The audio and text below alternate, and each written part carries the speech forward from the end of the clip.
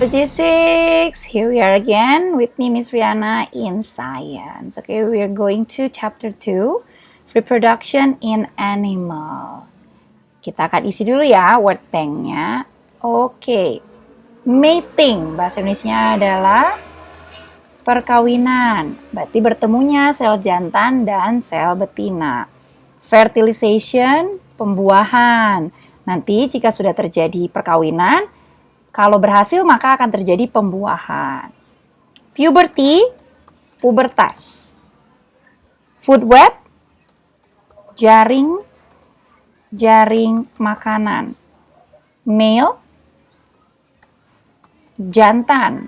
Female, betina. Fraternal twins. Oke, ini kembar. Tidak identik. Ups, maaf kurang rapi, kita rapikan. Kembar yang tidak identik. Tapi kalau identical twins, kembar identik. Oke. Kita lanjut ya. Reproduction in animals. Ini ada pilihannya, ada binatangnya, ada dog, penguin, crocodile, dolphin, frog, and butterfly. Let's do it number 1. Which animal reproduce by laying eggs? Yang mana saja? Jawaban bisa lebih dari satu ya. Oke. Penguin. Crocodile. Frog. And butterfly. Oops. And which animal give birth to live young? Dog, it's mammal ya. Dolphin, dolphin itu ingat dia bukan ikan ya.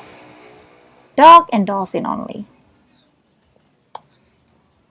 Next one, to reproduce, require two sexes. Jadi, untuk bereproduksi dibutuhkan dua sel kelamin ya, kelamin jantan dan kelamin betina. Oh. Some of these animals reproduce using internal fertilization. What does this mean? Internal artinya di dalam, fertilization berarti pembuahan. Berarti pembuahannya terjadi di dalam tubuh si betina. So, the meaning is fertilization happens inside the body of the female. Itu makanya disebutnya internal fertilization, pembuahan di dalam ya. Berarti di dalam tubuh si betinanya. Which animal use internal fertilization? Okay, dog, penguin, crocodile, dolphin, butterfly.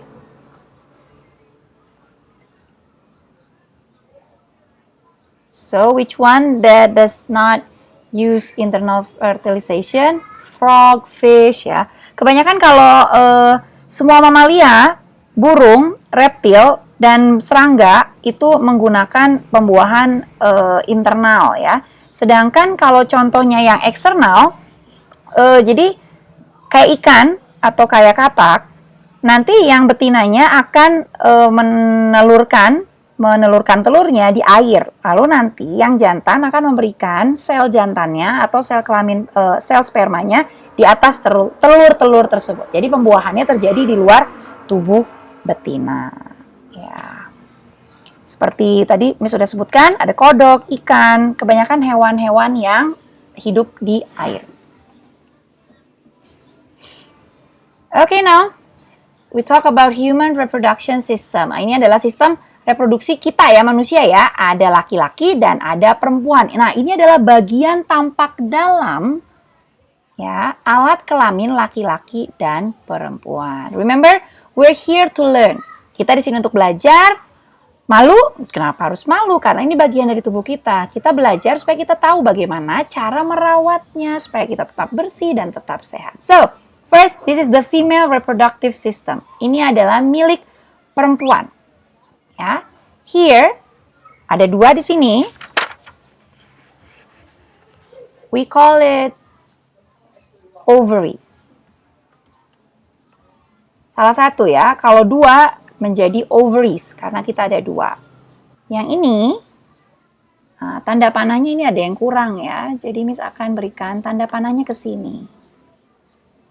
Nah, ini adalah rahim atau uterus.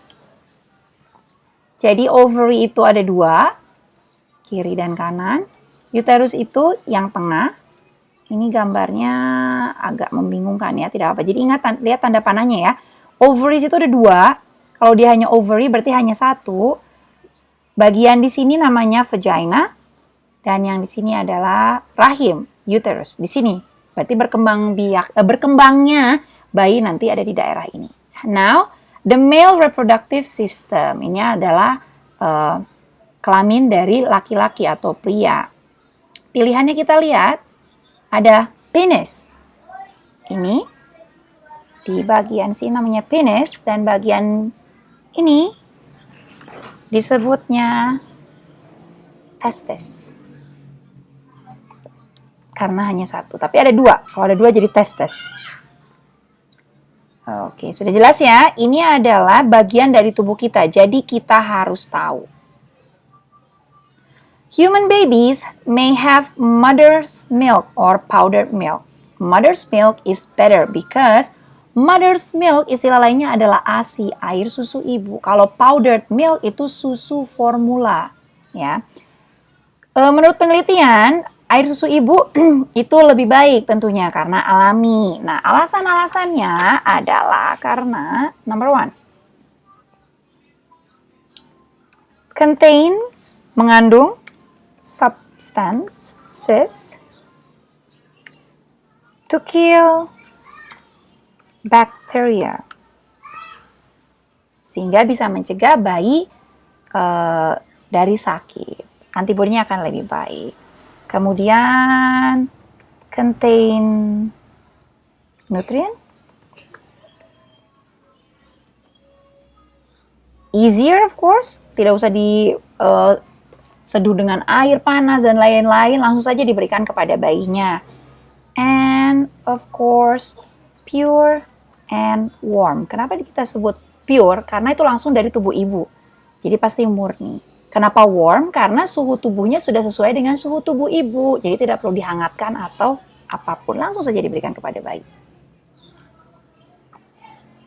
Okay. Now we'll talk about puberty.